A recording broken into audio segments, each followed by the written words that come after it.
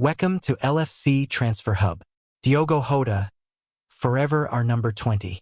It was the number he wore with pride and distinction, leading us to countless victories in the process, and Diogo Jota will forever be Liverpool Football Club's number 20.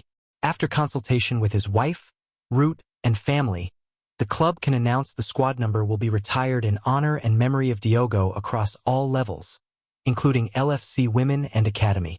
The move is recognition of not only the immeasurable contribution our lad from Portugal made to the Reds' on-pitch successes over the last 5 years, but also the profound personal impact he had on his teammates, colleagues, and supporters, and the everlasting connections he built with them. As a club, we were all acutely aware of the sentiment of our supporters, and we felt exactly the same way, said Michael Edwards, FSG CEO of football. It was vitally important to us to involve Diogo's wife, Ruth, and his family in the decision and to ensure they were the first to know of our intention. I believe this is the first time in Liverpool Football Club's history that such an honor has been bestowed upon an individual. Therefore, we can say this is a unique tribute to a uniquely wonderful person. By retiring this squad number, we are making it eternal, and therefore never to be forgotten. Diogo joined us in 2020. He won us number 20, and he wore with honor, distinction, and affection the number 20. As far as Liverpool Football Club is concerned, he will be forever our number 20. What Jota meant and continues to mean to teammates, colleagues, and supporters has been evident in the tributes that have followed since he and his brother, Andre, passed away. He was not only an outstanding footballer, he was also an outstanding human being. The shock and grief of his passing will continue to be felt for a long time to come, and the club stands alongside and sends love to Ruth, his 3 children, his parents, and the rest of his and Andre's family and friends. Billy Hogan, John Henry, Tom Werner, and Mike Gordon collectively added. The fact that in the long and storied history of our club this honor has never previously been bestowed shows the significance of Diogo to Liverpool Football Club. His memory and contribution will be immortalized by his association with the number 20. Our love goes to Ruth, his 3 beautiful children, and his family as they continue to grieve the loss of Diogo and Andre. Diogo Jota, our lad from Portugal, forever our number 20. Arne Slot and Andy Robertson leave touching Diogo Jota tributes outside Anfield. Arne Slot, Andy Robertson, and Michael Edwards all attended Diogo Jota's memorial outside Anfield on Tuesday to lay tributes to the late Liverpool striker.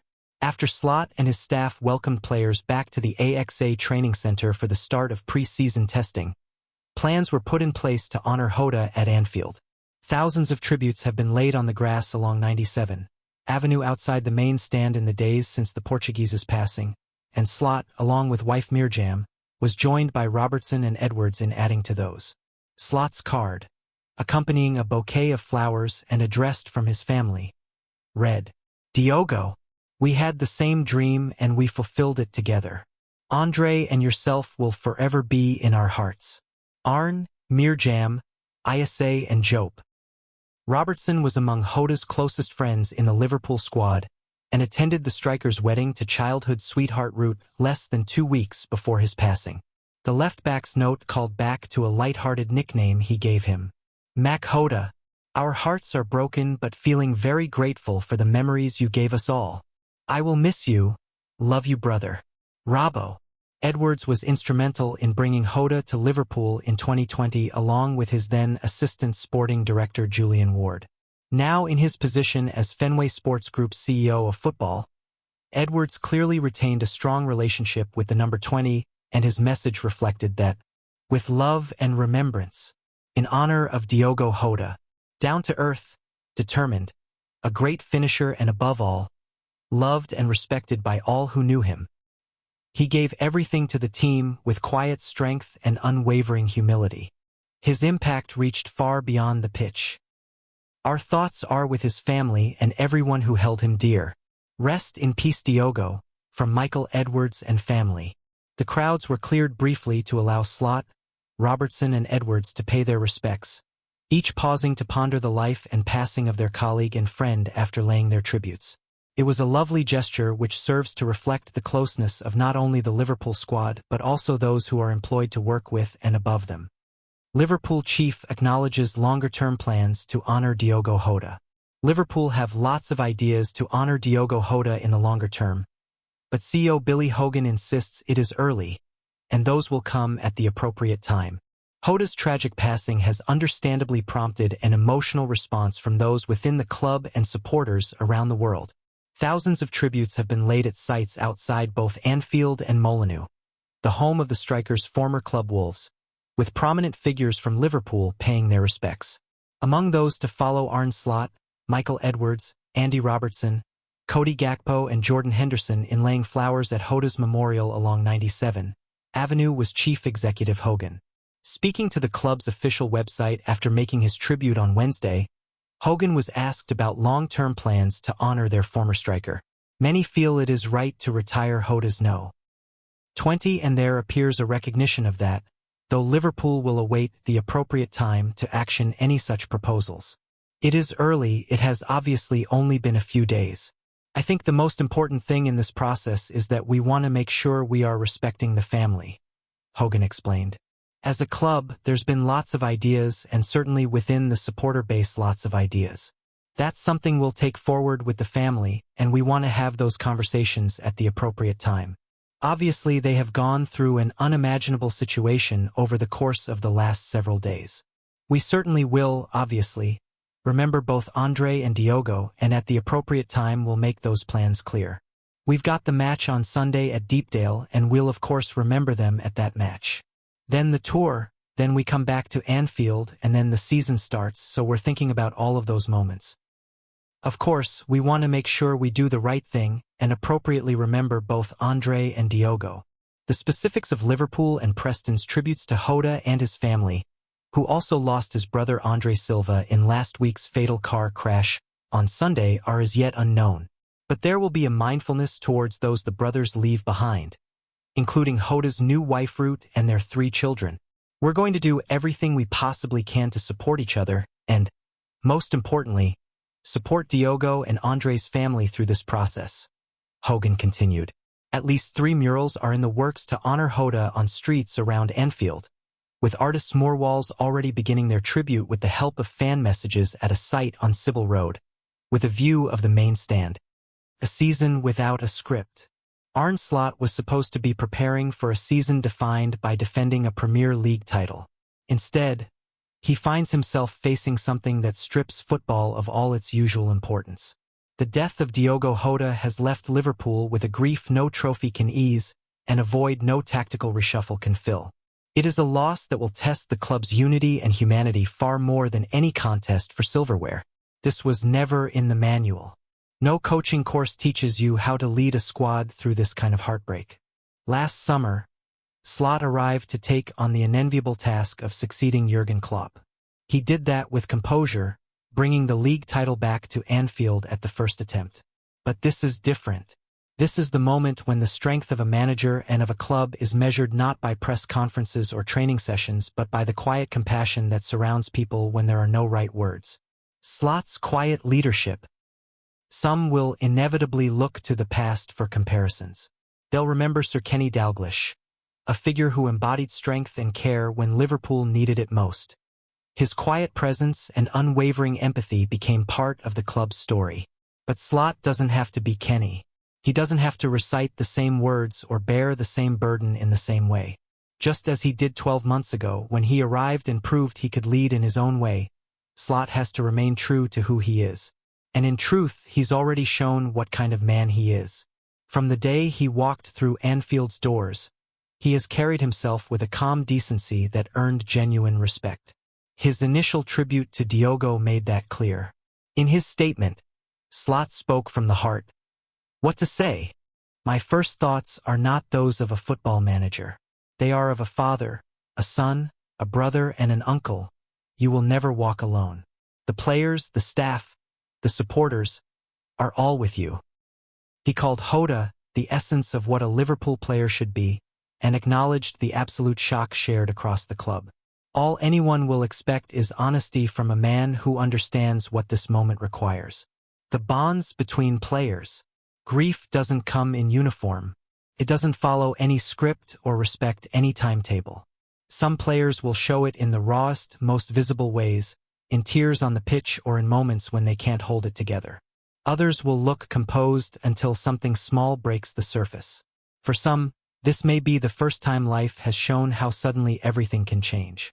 For others, it will be a familiar pain they have carried before. We shouldn't underestimate how close these bonds are. These players aren't just colleagues who see each other at work. They live in each other's pockets. They train together every day, but they also travel together, eat together, and share rooms together.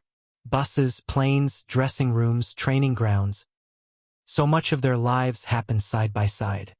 For many, especially those far from home in a different country, teammates become a kind of second family.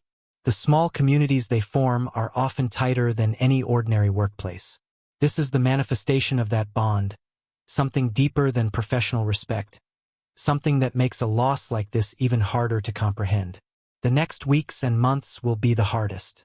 Every time they report for training, there will be somebody missing. Every session, every meeting, there will be a gap that can't be filled. It's impossible to measure the impact of that or to predict how each of them will cope. This will be a long, difficult journey, a painful, public process that no one can prepare for. A summer of tributes. Throughout preseason, tributes will follow Liverpool wherever they go. Preston this week. On July 26th, they will honor Jota before thousands in Hong Kong, and days later in Yokohama, his name will ring out across Japan. Back at Anfield on August 4th against Athletic Club, it will be a final chance for supporters to pay tribute before the season begins. At Wembley on August 10th, as the Community Shield lifts the curtain on another campaign, players and fans alike will stand together to remember him. This will be a summer of remembrance as much as preparation. A season to ensure Diogo Jota's name is sung as proudly as ever. It might be walking into the dressing room and seeing the empty space where his number 20 used to hang. The sound of darts in the players' lounge. The memory of an inside joke nobody else understood. For Andy Robertson, maybe it will be remembering how he once called Jota the most British foreign player I've ever met, because he'd spend hours watching horse racing and pretending to know everything about it. For some, it will hit hardest in the middle of a match. For others, it will creep in months later, when everything is supposed to feel normal again. None of it means anyone feels the loss more or less. What matters is they give each other the space to grieve in their own ways, without judgment or expectation. In moments like this, unity isn't about everyone reacting the same. It's about understanding that nobody walks through it alone. The reality of grief in football. It's easy to forget that for all the noise and spotlight, this is still a workplace. The training ground is no different from any other staff room or office when something like this happens. Teammates are colleagues. The dressing room is where people come to do their jobs. And like any working environment, there will be cups of tea left half-finished, empty chairs, and reminders that footballers are just people trying to get through the day with some dignity. No amount of fame or salary insulates them from the reality that they've lost someone they shared their lives with. In any other job, you might be able to take time away to step back, grieve privately, and slowly find your feet again. But for a footballer, there is no simple way to pause. The fixtures don't stop. Even if every player felt they couldn't face it, the team would still have to turn up and play. That doesn't make them braver or more stoic. It just makes the reality of their profession harder to avoid. They are human beings in a workplace like any other, except theirs happens in front of millions. When the games return, preseason has already been disrupted. The start has been delayed, with players being staggered in. The intensity of these weeks is what sets the tone for the whole campaign. How fit they are, how focused, how together. Some will throw themselves into the work just to feel normal again. Others will find it impossible to concentrate. And that is where Slot will be tested most, because no drill or tactical session will matter if he can't first help them carry the weight of what they've lost. Preseason is usually a time of optimism. This year, it will feel as if something vital has been knocked out of place. Training will be quieter. The banter will come a little slower. Every player will feel that same disbelief when they remember he isn't just late or away on international duty. He's gone. and somehow they still have to lace up their boots and get ready for a season. When Liverpool walk out against Bournemouth on that first Friday night, it will be a collision of emotions Anfield has known before. Pride, sorrow, defiance. The flags will be everywhere. A sea of red scarves held aloft. The cop will belt out, "Bring on the champions, bring on the champions." Because that's what the supporters have waited all summer to sing. And then, just as loud, they'll sing about Diogo. He's a lad from Portugal. Better than Figo, don't you know? His name is Diogo. His song will roll around the stands long after the whistle, carried by thousands who need to feel they're part of something bigger than grief. There will be a moment in that game, maybe more than one, when the result simply won't matter, when players will pass the ball without purpose because the stadium is somewhere else. That's what will make it harder for them and for Slot. Because this is football stripped back to its most human core. The hardest lesson of all. It won't be the tributes on television or the black armbands that make this real. It will be the small gestures. The shirts hung in tribute, the condolence messages pinned to the walls, the hush before the anthem, the applause in the 20th minute. These are the moments that remind everyone how much he was loved, and how much he'll be missed. For Slot, this will be the hardest lesson of all. There is no script for guiding people through something so raw. No precedent to lean on. He can't lead by instinct alone. His obstacle isn't just about holding the squad together. It's about finding the balance between compassion and expectation, between honoring someone they loved and somehow carrying on. And maybe that is the most honest truth about leadership. You don't get to pick when it tests you or how ready you feel when it comes. Slot doesn't need to be perfect. He doesn't need all the right words, because he's already shown that what matters is his humanity, not his eloquence. His players won't expect that.